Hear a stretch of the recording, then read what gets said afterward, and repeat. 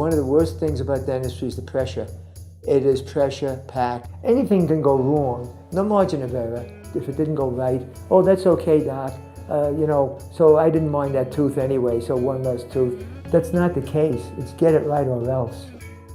I remember when I was in grammar school, and then I asked one of my friends, I said, what the heck's all these police cars and the ambulance and all that? He says, the dentist killed himself.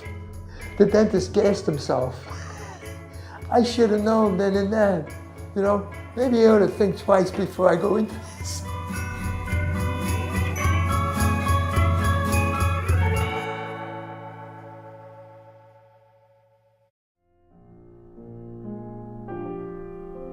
I grew up in Flushing. It was a rough neighborhood. When I was a kid, I had a certain talent for the piano. I had given concerts in Steinway Hall, several concerts. The first one I was 11. My father used to drive me nuts. He would come and take me out of a ball field and come in and play the piano for his relatives and people that didn't know the difference between Bach and Beethoven, Chopin and Mendelssohn. These people were talking and laughing. They weren't even listening to what I was playing. At my graduation from school, I was the only student who was asked to perform. And I said, after this is over, I'm going to have such relief, such pressure is going to be off me. I'm not going to play for a month. After the graduation ceremony, we had a family party at our home. My mother's family came over, my father's family, my buddies from the neighborhood. And my father said to me, play that song that you performed during the graduation ceremony. And he said, play it. And I said, Dad, I can't play it. He said, you don't play it, you're going to get the beating of your life. I said, well, do what you got to do. And then he clubbed me all over. This is in front of all the guests. It was a terrible, humiliating experience, Everybody else that graduated that day got a nice present and a beautiful memory of their graduation. And I got a beating and I got smacked in the face and kicked all over the floor. That episode with my father, I think it made me think more about boxing than I would think about playing the piano. Jab, right hand, left hook. After all these years, you know what to do. No, you gotta tell me what.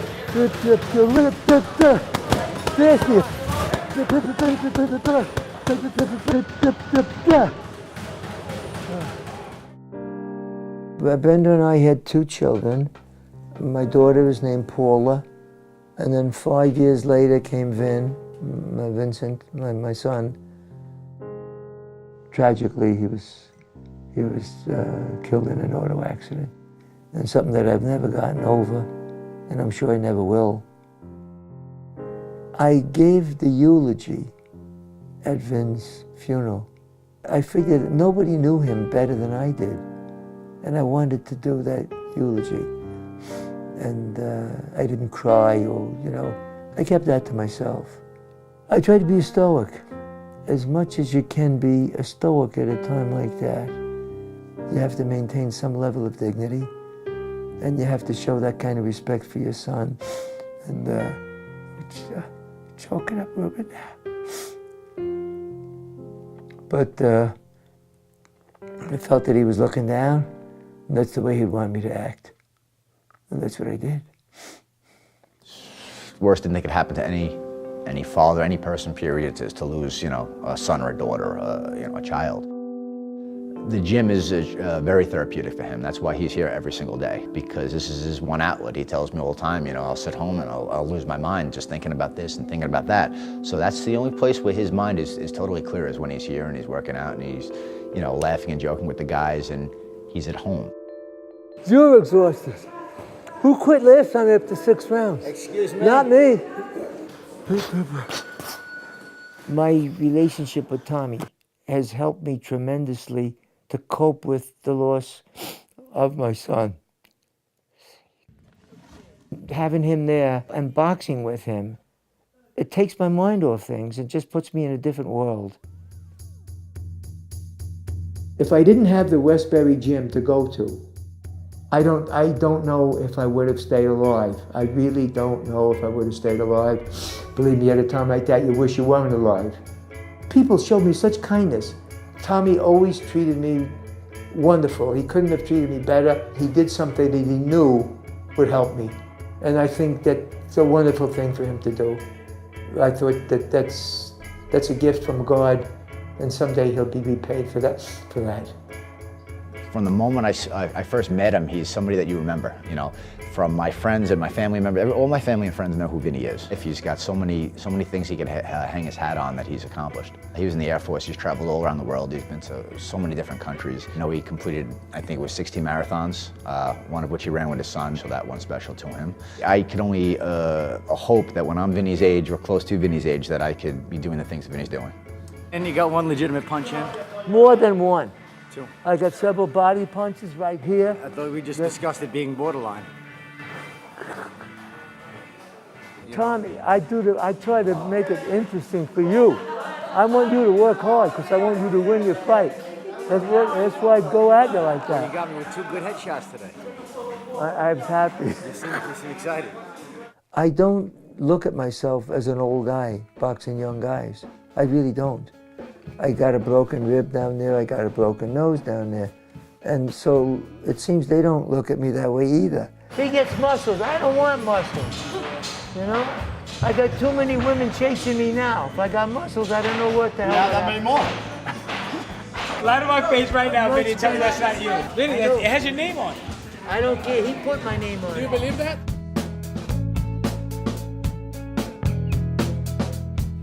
Tommy hits you hard, honestly, he does. He jabs me, and when he jabs me, he rattles my head. Yeah. He really does. Mm-hmm. And he's the one that cracked my rib.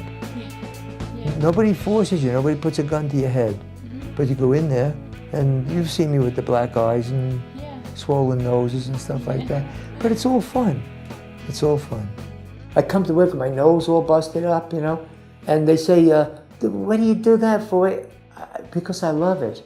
I really enjoy it. Look, I'm 80 years old. What can happen to me now? You get knocked out? Big deal. You'll wake up. If you don't, you won't know what the hell happened anyway. You know, I know Vinny didn't have it too easy growing up. I always definitely related to, you know, very deeply related to some of the things that he went through as a kid.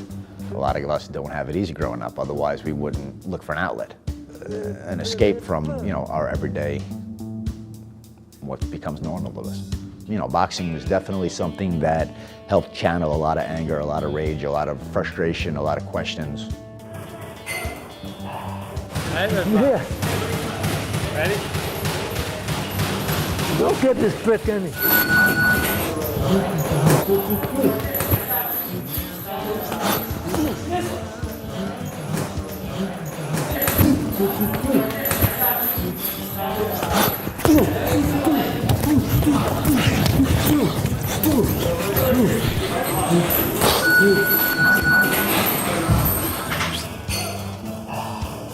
Not bad that last round. Yeah. Actually got a couple of good headshots in there. He's cut from a different cloth, so to speak. So it's refreshing and it's different. It's honest. You got it, man. I gotta say, It's almost there. as long as I have you on my side, I'm happy. You know you're my favorite. Yeah, I know, that's what you say, but I will never cheat on you. Everybody in the gym respects Vinny. Everybody likes Vinny. Vinny has no enemies here. He's one of a kind. Trying to stay out of trouble, and I know you've been ducking me, but it's okay. Slow down and we'll do it again. So I guess I'm safe for today. No, you're always safe. I'm the one that's not safe. When you hit me on the chin, I do a little wobble. When you feel good, we'll go. Yeah. Sometimes we can only breathe. My father was quite ill. He seemed to be drawing near to the end of his life. My father said to me, Vincent, come over here and hold my hand. And I looked at him, and I knew I should do it. But I said, you know, Dad, you know, I can't. I'm sorry, Dad, I can't. I would have just felt very awkward if I did it. And besides being very awkward, I would have felt like a phony. All those things that he had done to me, those violations, it was just too much. I always said to myself, if I ever have kids, I'm never going to subject them through the things that I went through as a kid. I'll never make them suffer what I suffered.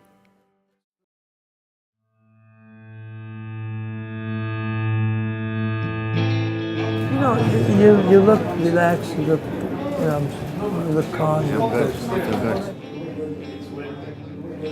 You've been a good friend. I love you, Tommy. You know that. Love you too. My buddy. Fighting out of the red corner, he wears blue with black trim.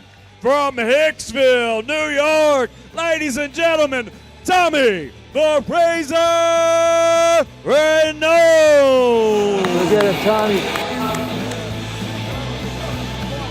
I remember when he first came in the gym, Tommy. Years go by quick. 60 years went by since I started dental school.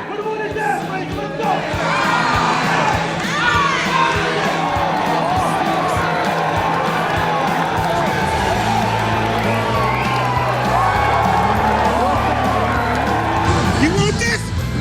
Come on, let's go get this. Let's go, everyone.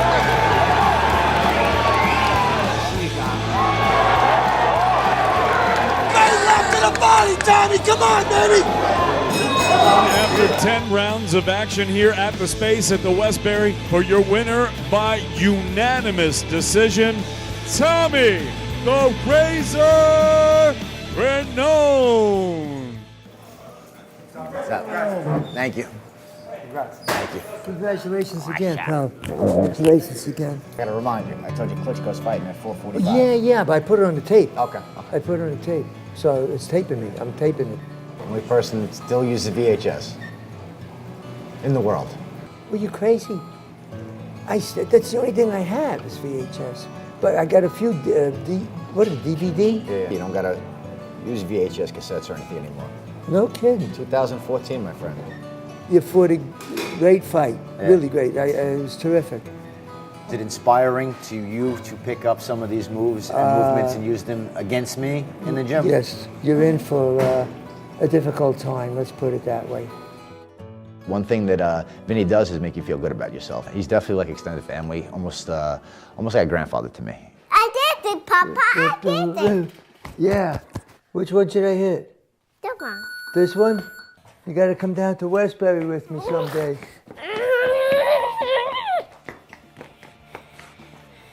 Boxing teaches you a lot of things about life.